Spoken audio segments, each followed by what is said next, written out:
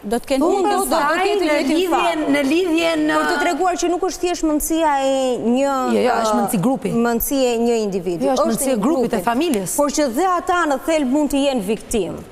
Realisht, janë viktimë, po tani këtu po ngatrojmë ne po ngatrojmë konceptin. Të gjithë në një lloj mënyre nga ne që kemi pas bëjmë me drejtësinë, dhe unë personalisht për të rollit që bëj, mund të jem viktime e drejtësisë. Por nuk më shkon në mend të çojmë në mëngjes të gjej armën, ta marr me vete dhe të pres vendimin si do shkoj dhe ti qelloj. Jo, kjo është kriminale e pastër.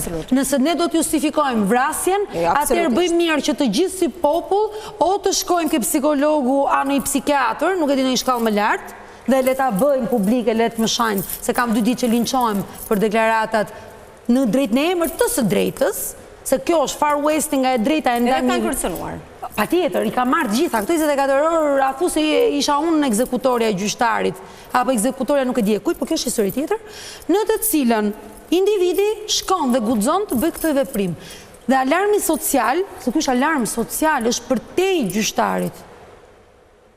A mund të ripërsëritet nesër dhe nëse do të marrim gjithë masat e sigurisë? Frymëzon raste të tjera kjo ngjarje sepse gjua e përdorur në rrjetet sociale ka qenë e tmerrshme. Realisht ka qenë e tmerrshme. Kështu që nuk e di se sa një ngjarje e tillë mund të frymëzoj larg qoftë për episode të tjera. Do të frymëzoj. Do të frymëzoj. Fation. Ishte i shpejtë reagimi i Ministrisë së Brendshme, ku tha u tërhoq nga përgjegjësia dhe tha që ato që kishte për detyrë policia për të kapur autorin e kapi, dhe pse me Xhensilën po e diskutonin, me folëm dhe këtu që autori ishte me duar në xhepa duke pritur që të vinte policia, i tha jam këtu, as nuk bën ndonjë përpjekje për të vajtur për ta kapur. Erdhi reagimi kryeministrit, i cili gjithashtu rikthente në vëmendje faktin që çfarë do të bëjmë me sigurinë, edhe pse në 2014 është ndryshuar ligji për mbrojtjen e këtyre institucioneve. Si e ke parolin në të gjithë këtë histori, të mbrojtjes së këtyre institucioneve të rëndësisë së veçantë, ku aty është e pa diskutuar që është një vend që ka konflikt. Në një vendim gjyqësor, njëra palë del e kënaqur, tjetra është, dhe kjo është një nga rastet e pronave që është një nga rastet më të rënda, por jo në gjykatën e apelit, po në gjykatën e Tiranës, raste divorcesh mund të kesh që mund të përfundoj konflikti deri në dhunë apo deri në vrasje. Pra, si mbrohet? Ka ndodhur, nuk me mend diku nga lushnja. Si mbrohet? Si ka mundësi që këto institucione, që në të cilat janë fatet e jetës qytetarëve, t'i besohen një policie private? Fatkeqësisht siguria në gjykata gjykohet si një ose interpretohet ose bëhet si një shërbim teknik dhe jo si një pjesë integrale. Tani unë do të them pse niveli i sigurisë ka rënë në këto. E para njëherë këto institucione kanë qenë të ruajtura nga policia e objekteve, policia e shtetit. Dhe si tilla kanë qenë disa reparte të cilat ishin të specializuara.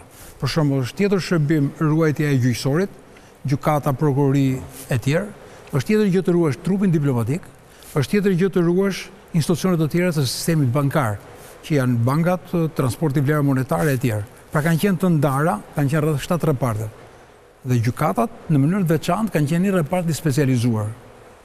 Kishin një sallë operative, kishin veprimet që ato bënin dhe grupet të cilët mbështeteshin sa herë që kishte supozojmë situata të një gjyqi me probleme, sepse është i vetmi vend ndoshta që ne nuk kemi një informacion paraprak për seanca që duhet vinë nga shërbimi informativ, që duhet vinë nga policia e shtetit, që duhet vinë për shkakun për një situatë të caktuar kur kemi një informacion për një person të caktuar që mund të jetë problematik. Ndjes, sepse kjo është ngjarje paralajmëruar, ata kanë thënë që ne do bëjmë vetë gjyqësi. Jo më shumë, por para një viti. Pra është një gjë që nuk është se u habitëm pse ndodhi. Atëherë, unë po të flas me kompetencë sepse e kam pasur një institucion varësie. Çfarë ndodhi me atë strukturë në momentin që ndryshoi ligji? Po ta shpjegoj. Atëherë, gradualisht, për shembull, kur kryetari i gjykatës së Tiranës ose kryetari i gjykatës apelit ose nivele të tjera, prokuroria, deri tek gjykata kasacionit, deri tek gjykata kasacionit dhe problematikat që kanë pasur atëherë me atë kryetarin e gjykatës së kasacionit. Flasim përgjithësi për këtë gjë. Atëherë, sa herë ka pas probleme, informonin dhe shtonin forca vendosim mjeta në afërsi. Pra, kishte një masë konkrete. Këtu ka vetëm një roje, e planifikon, këtë roje kam atje dhe themi e kishte me detektor. Jo, nuk është kështu. Atëherë që ndodhi, erdhi gradualisht, ky shërbim ul. Për shkak të asajt, me qenë se duhet ulin numrin e forcave e tjerë dhe ndryshoi, filloi sistemi kontratës. Pra, e njëjta polici, po ishte me kontratë, ndryshonte vetëm forma e financimit. Financimi ishte, për shembull, sistemi bankar e pagunte banka, nuk e pagunte qeveria. E pagunte banka këtë financim. Pastaj gjykatat nga fondi i jepesh një fond e pagunin gjykatat. Pra ishte ky sistemi u quajtur sistemi kontratës për të përgatitur ardhin e shërbimeve private që ishin policia private. Këtu tani filloi ajo që ishte rënja. Pse erdhi rënja? U futën interesat, sepse kompanitë veçanta, të cilët kishin lidhje, merrnin tendera, merrnin objekte, merrnin gjëra dhe shihnin interesat dhe nuk shihnin më kualitet shërbimi të rojeve. Atëherë gradualisht hiku dhe sistemi i asaj dhe kaluam pastaj te këto nivele që kemi sot. Unë kur dëgjova kryeministrin e vendit që tha mas shumë probleme që kishin elemente sigurisë së objekteve, tha do të kthehemi tek policia e objekteve. Në fakt u kthy ke Ilirian Guard.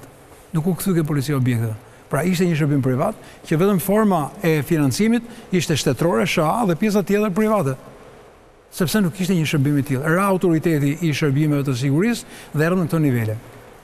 Tani, po të marrësh sot gjykatën e apelit.